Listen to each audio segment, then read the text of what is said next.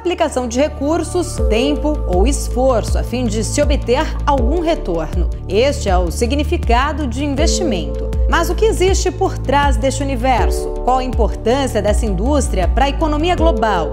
E como ela evoluiu com o passar dos anos? A indústria de investimentos, ela é parte do mercado financeiro, que é parte do mercado de capitais. Agora nós temos uma nova geração de oportunidades criadas pela inteligência artificial.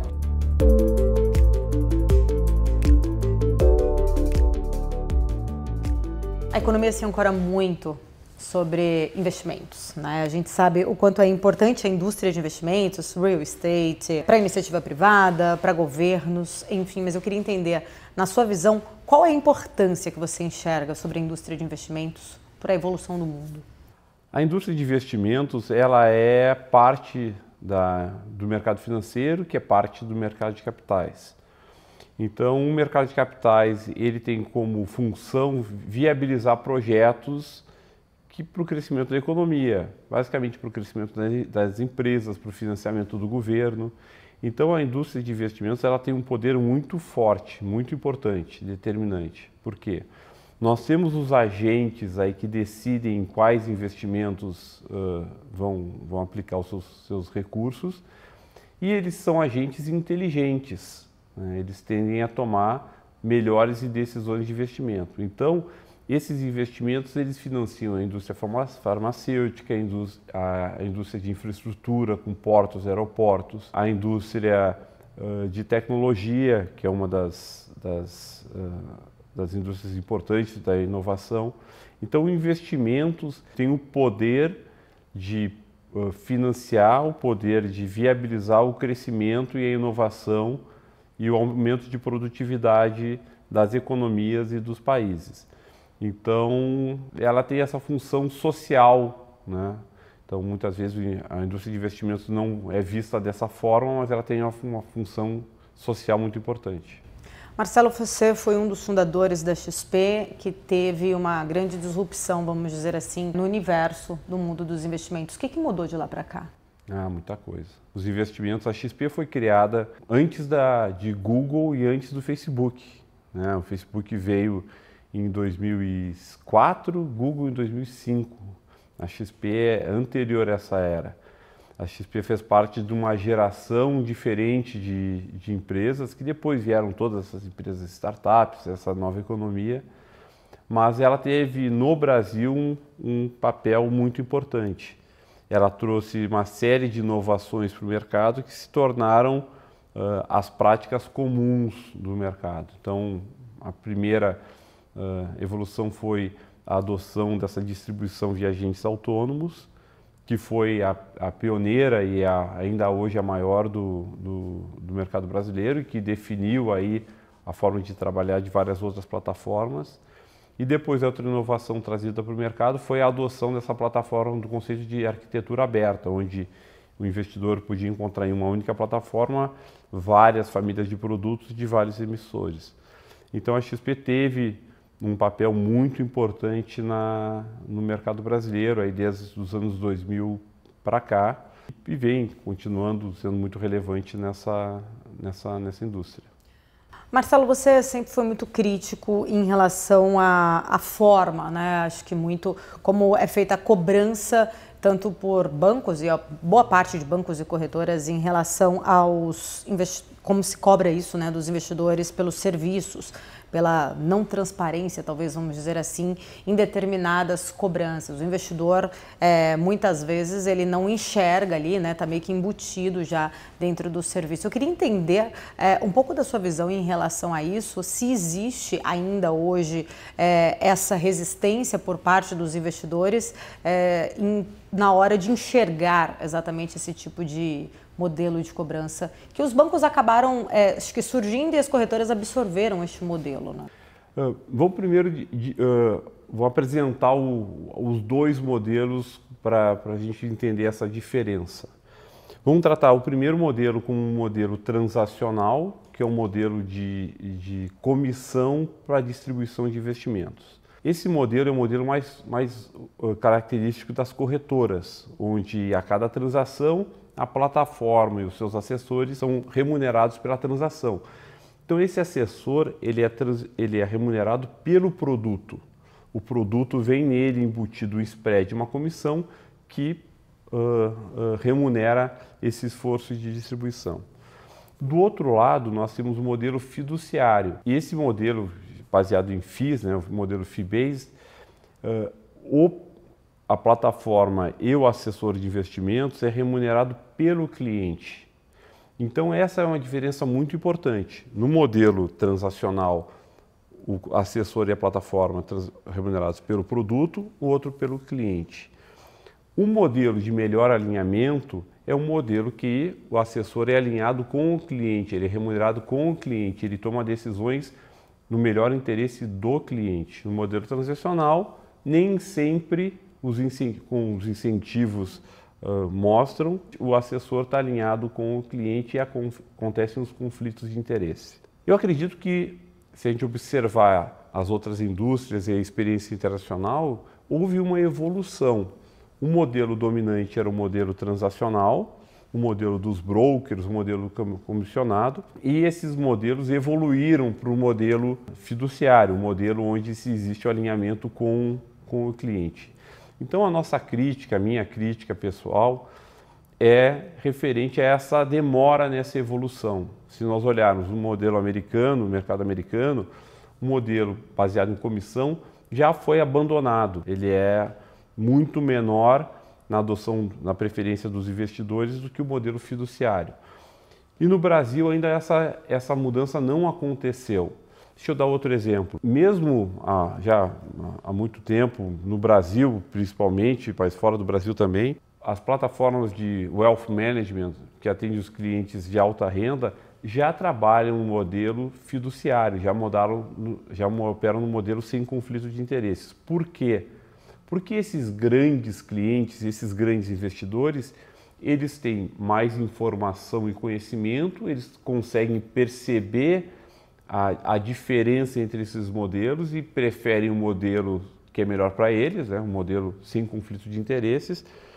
E também esses grandes clientes têm tamanho suficiente para exigir esse modelo. Então eles conhecem, têm mais acesso à informação e têm capacidade e poder de barganha para exigir esse modelo. Então as plataformas de wealth management que atendem os private banks já operam no modelo transacional há décadas. Voltando aí para o mercado americano, esse modelo que só era acessível aos super ricos foi sendo estendido para os clientes afluentes e depois aos clientes de varejo. No Brasil hoje, nós temos esse modelo sem conflito de interesses acessível pelos super ricos. E existe uma nova, empresas como a Warren oferecem já esse tipo de modelo, esse tipo de serviço já para clientes de varejo de forma estrutural dentro da plataforma. Então basicamente a minha crítica e a apresentação da situação como ela é. Você trouxe aí uma comparação com o modelo americano. Nos Estados Unidos, você acha que os investidores eles são mais maduros em relação a a esse tema em si, a questão do conflito de interesses? Como que você vê essa diferença comportamental, vamos dizer assim, em relação aos investidores americanos e brasileiros? Certamente, a cultura de investimentos no mercado americano é muito mais antiga e muito mais consolidada do que no Brasil, né? No Brasil a gente tem problemas até mesmo de educação básica da população e o conhecimento da educação financeira, apesar de já ter evoluído, é muito baixo ainda, a penetração de conhecimento financeiro é muito pequena. E vai ser um processo natural. Eu vejo aí 3 vetores, né, componentes para evoluir esse conhecimento do mercado e a evolução para o modelo sem conflito de interesse. O primeiro é a regulação. O regulador certamente está atento, conhece os modelos, conhece prós e contras de cada modelo e certamente prefere um modelo não conflitado. O segundo é a educação dos próprios investidores, que por conhecerem informação vão preferir, vão solicitar, vão demandar um modelo fiduciário, um modelo sem conflito de interesses. E o terceiro componente dessa mudança vai ser os seus próprios assessores, que vão ver que o modelo transacional, onde existe essa necessidade de oferecer um novo produto, uma nova venda, sempre tentando buscar uma comissão para ter a sua remuneração, isso no longo prazo é muito difícil de manter, é instável esse modelo. Enquanto do outro lado nós temos um modelo transacional, que o assessor tem a sua receita previsível, a sua relação com o cliente muito mais transparente, muito mais alinhada e um longo prazo muito mais viável. Então, essa evolução vai ser natural por esses fatores. Um pode ser mais preponderante frente ao outro em alguns momentos, mas o caminho natural é esse. Eu estou com o Marcelo Maisonave. No próximo bloco, nós vamos falar mais sobre tecnologia e o futuro dos investimentos.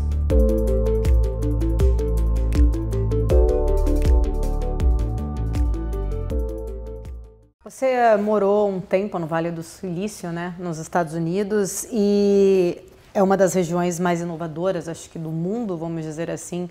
A gente vive, né, naquele ecossistema absorvendo, acho que muita inovação. O que você conseguiu trazer, né, de lá e implementar aqui? O que você pôde implementar hoje, tanto na Warren, em alguma das suas empresas, dessa tecnologia, desse universo mais disruptivo desse período que você viveu lá?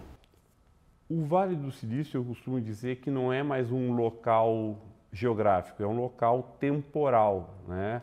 As evoluções que as empresas, que aquela comunidade que está lá instalada trouxe para o mundo, afetou a nossa vida, os nossos hábitos, os hábitos das nossas empresas, os desafios das nossas empresas e dos nossos clientes. Então, a adoção digital e a nova economia que foi criada lá teve um impacto no mundo inteiro global, por isso que ela tem esse destaque tão grande. Os destaques mais relevantes aí que já vêm com esse impacto há muito tempo são a computação na nuvem, a capacidade computacional, o acesso a smartphones, essa conexão que todas as pessoas têm na palma da sua mão umas com as outras, né? Isso derrubou barreiras de entrada ao mercado, criando novos canais de acesso, baixou o custo da computação, outros negócios se tornaram viáveis, modelos de negócios se tornaram viáveis.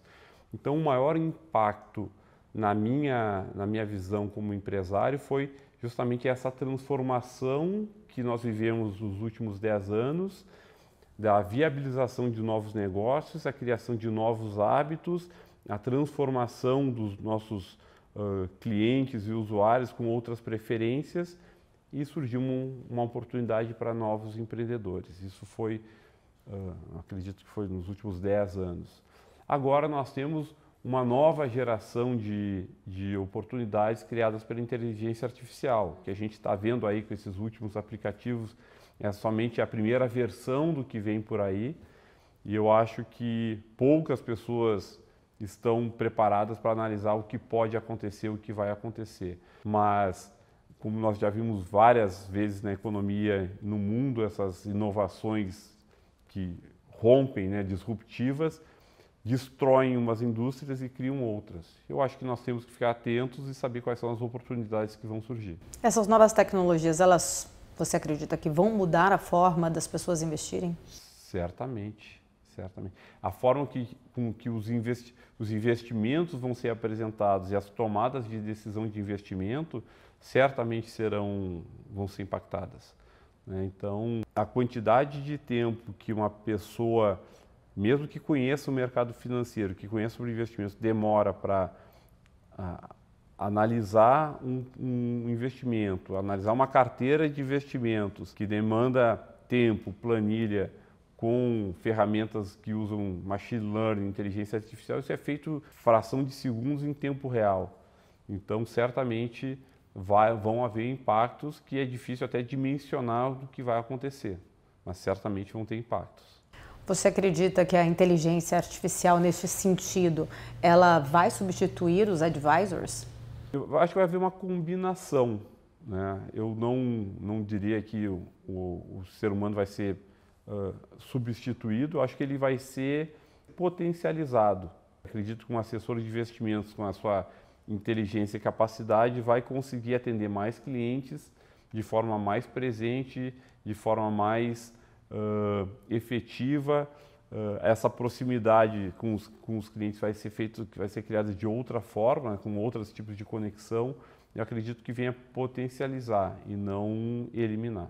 Marcelo, até fiz essa pergunta porque recentemente a gente, esse tema começou a ganhar bastante proporção, né? Acho que desde o ChatGPT a gente começou a ver muito, um enfoque muito maior, principalmente agora nas empresas de tecnologia, e até recentemente o próprio Warren Buffett, na carta dele anual ali para os investidores da Berkshire, ele acabou trazendo, né, a linha dele de pensamento em relação à importância da inteligência, mas não a substituição do ser humano. A gente fala da tecnologia, de inteligência artificial hoje, mas ela já existe há muitos anos, né? Como você morou no Vale do Silício em 2017, se não me engano, foi a mesma época até que eu estive lá, e a gente via esse ecossistema já funcionando. Por que só agora você acredita que tenha ganhado mais força essa pauta e trazido, de repente, até essas contextualizações? Será que ela vai ou não substituir um advisor? Se falava isso há 5, 10 anos atrás, quando surgiu? Eu acho que houve no início, né, do lançamento daquelas plataformas Wealthfront dos Estados Unidos, Betterment, que seriam os robo-advisors, que iriam substituir os assessores de investimento. Isso não aconteceu, né, porque o relacionamento do homem, do ser humano, olho a olho, é muito importante, principalmente quando nós tratamos de investimento para longo prazo, que envolve decisões sobre o futuro, decisões importantes. Então, acredito que pode acontecer de um serviço de inteligência artificial conseguir ter essa habilidade de interagir com o ser humano de forma perfeita, mas eu acho que a gente está muito longe disso ainda. O que eu vejo, sim, como eu falei, é potencializar isso, aumentar essa capacidade do assessor de investimentos atender melhor, né? E por que agora? Acho que nós estamos vivendo esse hype aqui do OpenAI, porque encantou o mundo com essa facilidade, e certamente a gente vai ter outras ferramentas, a gente vai encontrar outras ferramentas e outras ferramentas que vão potencializar outras ferramentas, né? Então imagina uma plataforma de investimentos que eu vou poder plugar um serviço de decisão de investimento meu, olhando o mercado, eu vou poder criar, solicitar, olha, eu quero fazer esses day trades no mercado. E essa plataforma vai ficar procurando oportunidades de day trade e vai me ajudar a determinar riscos, limites de riscos, zeragens, ganhos. Eu acredito que a gente vai ter muito tempo de ferramentas de investimento, né? Ferramentas que vão potencializar, por exemplo, na nossa vida. Olha como essas ferramentas, esses aplicativos facilitaram a nossa vida na food delivery, na mobilidade, na interação com amigos, na conexão. Hoje a gente não consegue se imaginar vivendo sem isso, né? Porque mudaram os hábitos. Eu acredito que no mercado de investimentos vão surgir ferramentas que vão mudar os nossos hábitos, que vão mudar nossas preferências. Então eu diria que vai haver uma grande disrupção, né? De um dia para o outro, a indústria vai mudar. Acredito que vão haver adaptações e vão existir plataformas de investimento no Brasil e fora que vão se adaptar melhor, outras vão ficar para trás e a gente vai ter essa renovação. Mas sempre quero pontuar isso, que um grande ganho para os investidores, né? Tudo que a gente vê pela frente são aumento de poder, aumento de escolha para o investidor, e eu fico muito animado com isso. Ainda falando um pouquinho sobre como você enxerga, né? Eu queria entender como você vê realmente o futuro dos investimentos. Você pontuou aí como uma adaptação. A gente já, se formos olhar no passado como era realizado o pregão até os dias atuais, né? O quanto isso mudou. Como você enxerga daqui para frente? Como será, né? A gente ter essa tecnologia a nosso favor? Você explicou, trazendo um pouco da sua visão, mas ainda assim a importância desse olho no olho, você acha que isso vai permanecer? Eu acho, aliás, tenho certeza que sim. Eu acredito muito no ser humano potencializado pela tecnologia, mas a minha visão, fico muito entusiasmado, eu sou muito entusiasmado para o futuro da indústria. Porque nós temos plataformas de investimento com arquitetura aberta que permitem que outras ideias, outros gestores, outros produtos cheguem nos investidores, sejam apresentados, sejam acessados por investidores. Então eu vejo a indústria florescendo com diversidade de produtos, diversidade de gestores, um conhecimento cada vez melhor do perfil de cada investidor podendo fazer a seleção dos produtos mais adequados para o seu perfil. Eu vejo aí ferramentas de compliance, de governança, onde os reguladores vão poder acompanhar melhor o mercado. Acho que a proteção para o investidor vai ficar cada vez maior. Então eu vejo o mercado evoluindo. A evolução, ela é linear para cima? Não, né? Nós temos grandes evoluções, depois um período de menos evoluções, mas eu acho que a trajetória é ascendente de melhoria e mais oportunidades para os investidores. E como nós falamos aqui anteriormente, a indústria de investimentos tem um poder social importante na criação de poupança, no financiamento de projetos, no financiamento de crescimento da economia, da tecnologia. Então, eu acredito que os ganhos para a sociedade, para a população em geral, vão ser muito importantes. A gente falou do Vale do Silício. Anteriormente, a gente via sempre surgir essa inovação, a tecnologia, principalmente nos Estados Unidos, lá especificamente, demorava muito tempo a se chegar no Brasil. Eu falo isso até, vamos dizer, como exemplo, os carros elétricos, né? O quanto que muitas vezes a tecnologia já é muito comum lá, a gente via isso há 10 anos atrás, 7 anos atrás, os carros, né, normalmente andando ali, enquanto aqui no Brasil tinha um delay, vamos dizer assim, uma demora até chegar. Isso mudou?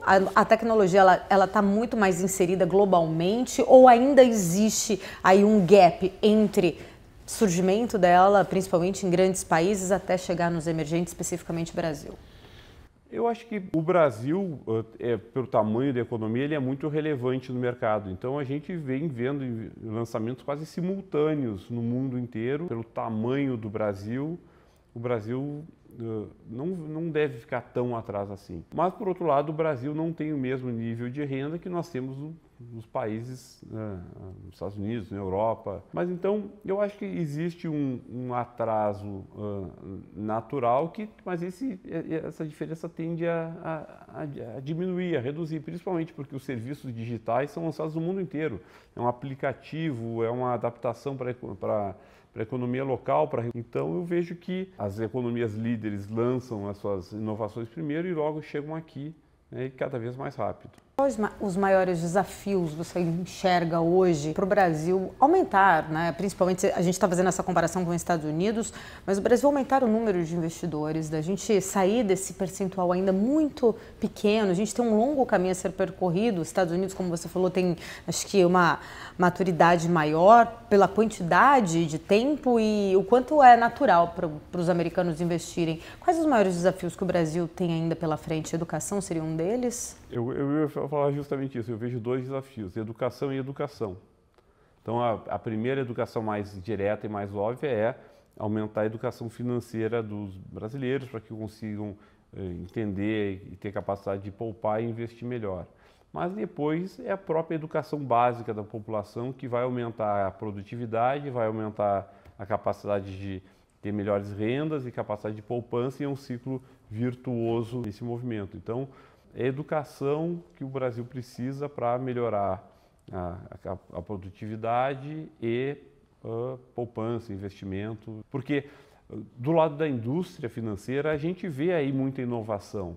Nós temos concorrência no mercado de investimentos. O Brasil teve uma evolução muito grande nos últimos 10 anos em termos de plataforma, em termos de produtos. Acredito que a gente não tem a sofisticação do mercado americano, mas acho que a gente já evoluiu bastante. Agora, com essas plataformas e mesmo rede social pode ter um trabalho importante na disseminação de boa informação e educação para a população. Então eu vejo que o caminho é esse. Nem sempre, como eu falei, nem sempre vai na velocidade que a gente quer, mas eu vejo com evolução.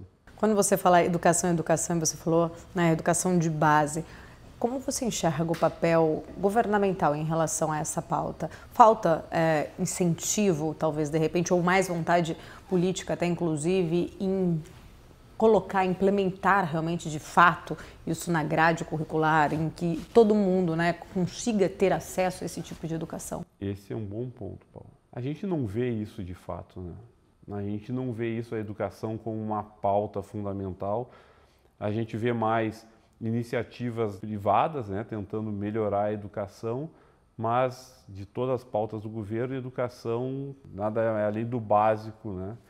Então, eu acho que esse é um problema que nós, brasileiros, na sociedade, nós temos que resolver. O governo, o Estado tem uma série de entraves, né, pelo seu tamanho, né, e não consegue resolver o problema da educação. Talvez a gente tenha que encontrar outra forma de resolver isso. Eu vejo a iniciativa privada tendo que fazer esse papel de substituir o Estado na educação.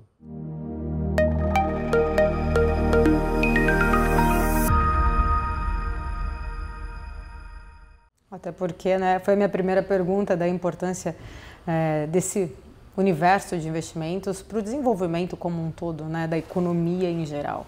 É um papel fundamental para isso. Exatamente. Nós vemos aí, a gente falou aqui sobre o mundo de assessores, a gente vai falar sobre o mundo de tecnologia. A gente vê empresários de tecnologia criando escolas de negócios e tecnologia para conseguir ter mão de obra para permitir o crescimento das suas empresas. Então, é a iniciativa privada atuando onde o Estado deixa o espaço em branco para permitir a continuidade do crescimento e da produtividade. Você falou muito no setor privado, você como referência, como grande empresário, você junto com, né, outros sócios, tanto o Eduardo Glitz, Pedro Engler aqui na NVA, vocês investem em várias empresas, apoiam várias empresas. Eu queria entender, né, puxando já um pouco para essa questão que a gente estava falando, né, dessas iniciativas acontecerem, principalmente pelas empresas, pela parte de empresariado, né, brasileiro. Como que é hoje, primeiro, o trabalho de vocês aqui dentro da NVA e como que é o acompanhamento dessas empresas no qual aí fazem parte do case de vocês? Aqui na NVA nós somos uma empresa de investimentos diferente, nós não somos um fundo de investimento, temos uma cara mais de holding de investimentos. Nós temos 11 investimentos, 11 participações em empresas e o nosso objetivo aqui é ser o melhor sócio possível para os nossos sócios, né? Nós entendemos que essas nossas participações societárias são muito relevantes e nós queremos permitir e contribuir para que essas empresas cresçam da melhor forma possível e ajudando os sócios, nossos sócios que tocam o dia a dia da melhor forma possível. Então é essa a nossa visão de atuação. Cada uma tem a sua característica, a sua oportunidade, mas é essa a nossa forma de trabalhar. Nós estamos inseridos na economia, no mercado, através dessas participações. Acredito que hoje essas empresas aí impactam mais, geram mais de talvez 5 mil empregos diretos, né, com inovação e crescimento. Então a NVA tem essa pegada de atuar diretamente nessas empresas que nos dão uma oportunidade, uma cadeira privilegiada para continuar participando do mercado, aprendendo e tentar estar o mais próximo possível da fronteira da inovação. Eu até ia perguntar justamente isso. A inovação, a tecnologia, elas estão inseridas. Eu queria primeiro entender, né? Todas elas têm essa linha, esse DNA, talvez, da inovação, da tecnologia, inseridos dentro dessas empresas no qual vocês acreditam, vocês enxergam? Quais são os desafios que você, né, especificamente você, e né, tanto Pedro quanto o Eduardo Glitz, enxergam nestas empresas que vocês estão inseridos? Boa pergunta. Quando a gente fala em inovação, nem sempre a inovação ela depende da tecnologia. A tecnologia pode ser uma das peças da inovação. Então, um exemplo aqui, o iPhone, quando foi lançado, ele usou tecnologias existentes. Era uma tela touchscreen, uma store, né, de apps na nuvem, um GPS embutido e uma bateria. Então, foi a forma de integrar essas tecnologias que criou essa inovação do iPhone. A própria XP, quando foi criada, ela não era baseada em tecnologia, porque, como eu falei, Ela foi criada antes de Google e Facebook e foi somente um modelo de negócio que foi colocado de uma forma diferente e trouxe uma inovação para o mercado. Então, essas nossas empresas trabalham sim com a inovação, muitas vezes combinam inovação com tecnologia, mas não necessariamente é necessária a tecnologia. A gente gosta de ajudar essas empresas a inovarem, encontrarem outras oportunidades de crescimento, se diferenciando dos concorrentes, conseguindo cativar e conquistar clientes e com criatividade. Eu acho que essa é a forma que é o nosso desafio, né? De ajudar essas empresas a se continuarem se diferenciando e sendo criativas e encontrarem espaço no mercado. Agora acho que é a pergunta mais difícil. Como que é o Marcelo Maisonnave? O que te move? Como que é você fora, né, dessa inserção do lado empreendedor, de empresário, né, como você é na sua vida? Como que é o seu universo? Eu acho que eu tenho muita sorte, Paula, de ter os sócios que eu tenho, né, de poder trabalhar na atividade que eu gosto, né, então eu acho que faz uns 20 anos que eu só me divirto no trabalho, né, porque eu faço realmente o que eu gosto, com as pessoas que eu gosto. Então eu acredito que eu tenho muita sorte e também da mesma forma que eu me sinto com sorte, eu me sinto também desafiado de continuar merecendo essa sorte, tendo que trabalhar, conseguindo, como eu falei aqui, sendo bom sócio dos meus sócios, tentar ser o melhor pai possível, o melhor marido possível, se manter desafiado, se manter tentando aprender e para continuar tendo sorte. O que te move então é o desafio? O desafio é continuar merecendo ter sorte. Eu acho que esse é o ponto. Como você enxerga o mundo como um todo, agora só para a gente finalizar? O mundo é muito difícil, né, Paula? A gente vive num país com uma série de problemas, a gente tem uma série de desafios, a gente não nasce com a vida ganha, né? Acho que cada um dentro de si tem que lutar para ter o seu espaço, para conseguir ter a sua sorte, para conseguir ter as suas conquistas. Então, eu acho que essa que é a vida de todos nós, de continuar tendo esse desafio, não é fácil e é merecer poder ter oportunidades. Conversei com Marcelo Maisonnave, um dos grandes empresários, investidores, um dos mais importantes nomes hoje deste mercado, né, de investimentos, dessa transformação que a gente conversou bastante. Marcelo, quero agradecer, muito obrigada pelo papo, pela essa oportunidade. Eu que agradeço. E a gente fica por aqui, Mercado & Beyond, volta na semana que vem. Até lá, tchau, tchau.